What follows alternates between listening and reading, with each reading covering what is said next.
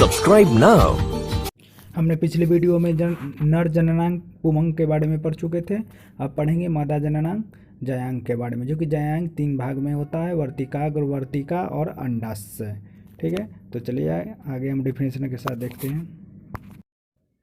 अंडक के शीर्ष पर फूली हुई चौड़ी संरचना को वर्तिकाग्र कहा जाता है एवं मध्य की खोखली पतली लंबी संरचना को वर्तिका कहते हैं एवं निचला फूला हुआ भाग को हम क्या कहेंगे?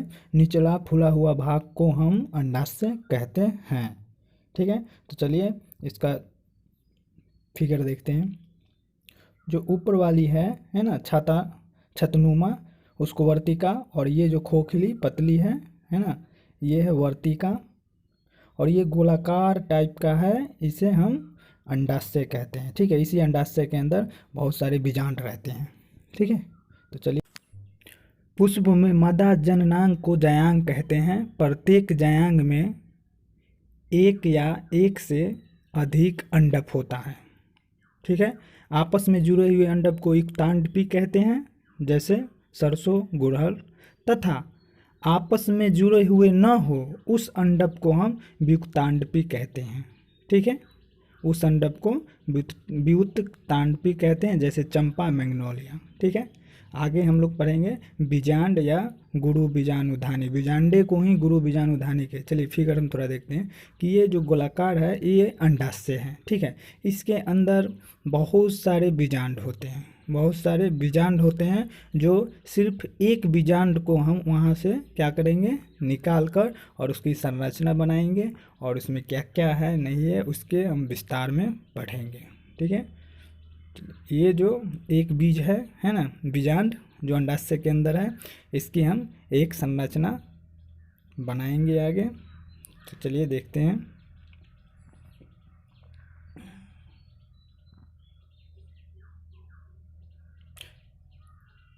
बीजांड या गुरु बीजाणुधानी की संरचना।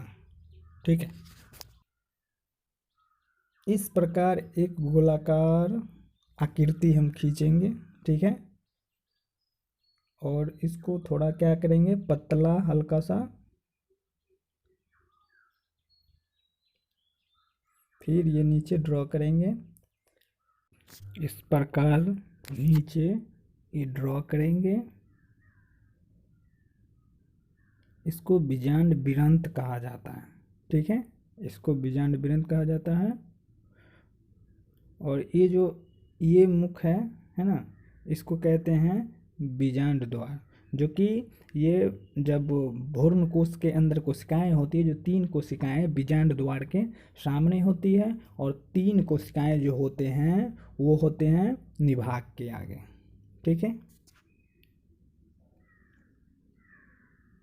बाह्य आवरण और अंतःआवरण को अध्या आवरण कहा जाता है। ठीक है, जो इस बीजांड के सम्मुख जो होते हैं 3 कोशिकाएं होती हैं, है ना, और वो ऊपर निभाग के सामने, ये तो बीजांड के सामने हो गया 3 कोशिका, और ऊपर है जो 3 कोशिकाएं होते हैं निभाग के सामने, जो 2 नीचे वाली कोशिका है, इसको सहायक कोशिका कहा जाता है। ठीक है, और जो एक बीच में जो ऊपर कोशिका होती है उसको अंड कोशिका कहा जाता है ना, इसको अंड कोशिका कहा जाता है। और ये निभाग के सामने जो निभाग जो है, निभाग के सामने 3 कोशिकाएं होते हैं। ठीक है, इस कोशिकाएं को हम कहेंगे प्रतिमुख कोशिकाएं, प्रतिमुख कोशिकाएं। ठीक है, इन कोशिकाओं को कहेंगे क्या, प्रतिमुख कोशिकाएं। तो चलिए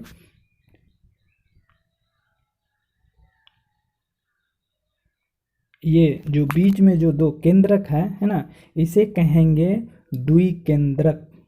इसे क्या कहेंगे, द्विकेंद्रक कहेंगे।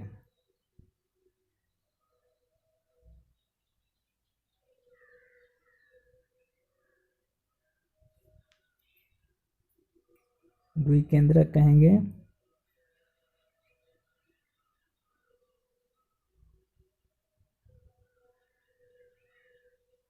ये जो गोलाकार है ना, इसे भ्रूण कोश कहेंगे।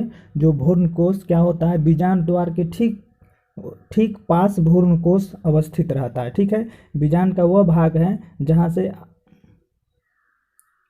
ये जो है ना, ये इसको कहेंगे क्या, बीजांडकाय। जो बीजांड का मुख्य भाग है, इसके अंदर बहुत कोशिकाएं होती हैं। ठीक है, वही कोशिकाएं विकास करके विभाजित होकर एक क्या बनते हैं, बीजांड बन जाते हैं। अर्धसूत्री विभाजन द्वारा एक बीजांड में एक अकेला भ्रूण कोश होता है।